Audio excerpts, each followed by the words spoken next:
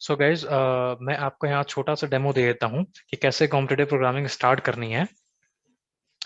सो जैसा कि हमने पहले डिस्कस किया है कि स्टार्ट करने के लिए बहुत सारी साइट्स हैं। कोड शेफ है, हैकर अर्थ है, लीड कोड है, codeforces.com है। आप कोई भी साइट से स्टार्ट कर सकते हो। यहाँ पे फॉर एग्जांपल मैं hackerath.com पे स्टार्ट करूंगा। सो आपको बेसिकली hackerath.com पे जाना है। आपको एज यूजुअल लॉग इन करना है जैसा आप बाकी साइट्स पे करते हो। So I'm using my account which is already logged in. So after login आपको मेन पेज ये दिखेगा, जो कि प्रैक्टिस पेज है। सो हमने पहले भी डिस्कस किया है कि कॉम्पिटिटिव प्रोग्रामिंग जब भी आप किसी साइट पे करते हो तो यू हैव टू थिंग्स। एक तो आपको प्रैक्टिस कर सकते हो, सेकेंड थिंग आप कंपटीशन में पार्टिसिपेट कर सकते हो। ऑब्वियसली आप जब स्टार्ट कर रहे हो तो आपको प्रैक्टिस की जरूरत है। सो यहाँ पे जो प्रैक्टिस करने के लिए ट्रैक्स बने हुए हैं, that we can see like basic programming, data structures, algorithms, maths, machine learning and all. So आपको क्या करना है कि बेसिक प्रोग्रामिंग से स्टार्ट करना है पहले ट्रैक से।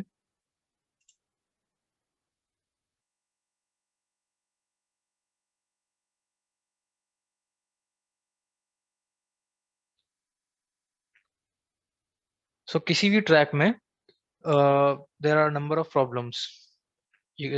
Like here you can see there are a number of problems, 20-30 problems like. So आपको आप एक किसी ट्रैक में आप देख सकते हो कि अलग अलग सेक्शंस बने हुए हैं, input output, complexity analysis, implementation, operators like this. So basically इस बेसिक प्रोग्रामिंग के ट्रैक को डिफरेंट सेक्शंस में डिवाइड कर दिया गया है, so that we don't have to bother about.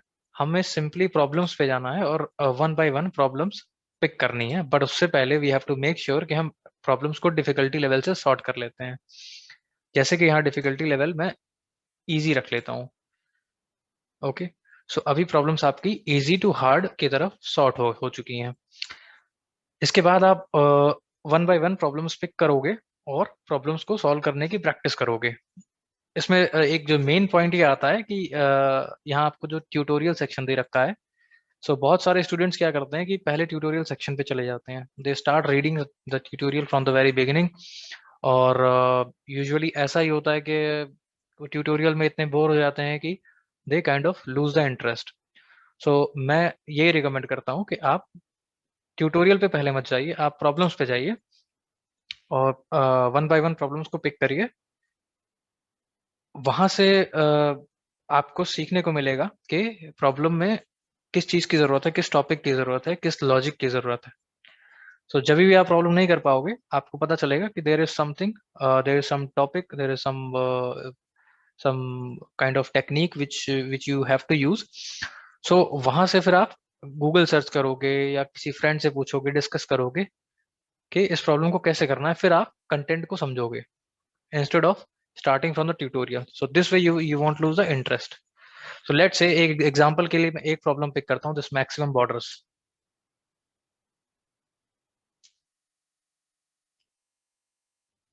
Okay, सो जब आप कोई भी प्रॉब्लम पिक करते हो तो ये दो पार्ट में डिवाइड हो जाती है। ये जो पार्ट है ये है प्रॉब्लम स्टेटमेंट, मतलब कि जो प्रॉब्लम आपको सॉल्व करनी है उसका स्टेटमेंट। अब प्रॉब्लम का सोल्यूशन जो आप लिखोगे वो यहाँ राइट साइड पे जो ये पैनल दे रखा है कोड के लिए, यहाँ पे आप अपने पसंद की लैंग्वेज चूज कर सकते हो। There are number of options. Okay, so एक प्रॉब्लम को मैं एक्सप्लेन करता हूँ कि कैसे सॉल्व करना होता है। बेसिकली आपने जब प्रॉब्लम स्टेटमेंट पढ़ा, सो आपको ये समझ में आ जाता है कि what is the requirement, what is the problem जो मुझे सॉल्व करनी है। ओके, सो उसके बाद आपको ये दिया जाता है कि आपको प्रॉब्लम दी जाएगी, आप जो कोड लिखोगे उसका इनपुट फॉर्मेट क्या होगा, आपको इनपुट किस फॉर्मेट में लेना है, that is mentioned here. Okay, then आपको आउटपुट फॉर्मेट दिया होता है। फॉर एग्जाम्पल आपने प्रॉब्लम समझ ली, उसके बाद यहाँ पे मेंशन कर रखा है the first line contains T denoting the number of test cases. So आप यहाँ से मैच करोगे कि this first line is contain, this is the T, that is number of test cases, so 10 number of test cases. After that तो first line of each test case contains integers n and m denoting the number of rows and columns problem के according. Okay, so this 2 is number of rows, 15 is number of columns. Here hash represents a black cell and dot represents a white cell. So accordingly यहाँ पे mention कर रखा है. So जो format आपको दे रखा है उसी फॉर्मेट में आपको इनपुट लेना है. मतलब कि आपको कोड ऐसा बनाना है कि इस फॉर्मेट में इनपुट ले.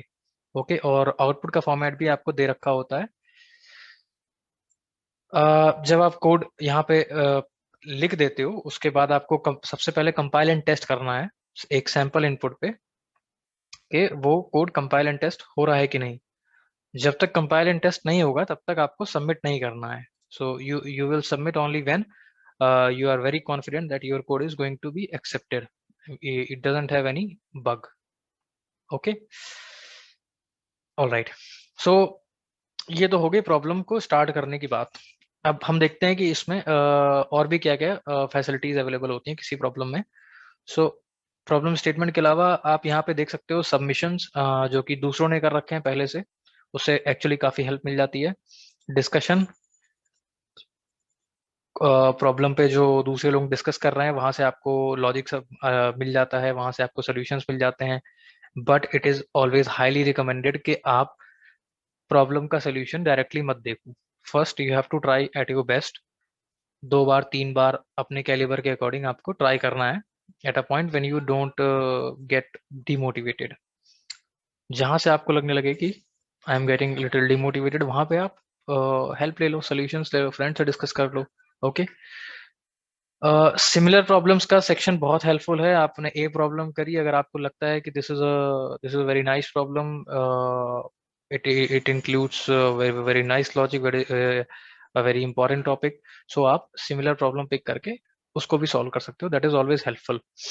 एडिटोरियल स्टार्टिंग में लॉक्ड रहता है, आप इसे अनलॉक कर सकते हो. बट जो कि हैकर अर्थ का सिस्टम है, अगर आप एडिटोरियल को बिना अनलॉक किए सॉल्व करते हो तो you will get points. Okay, तो यहाँ से आ जाती है पॉइंट्स की बात. Points, rating and all.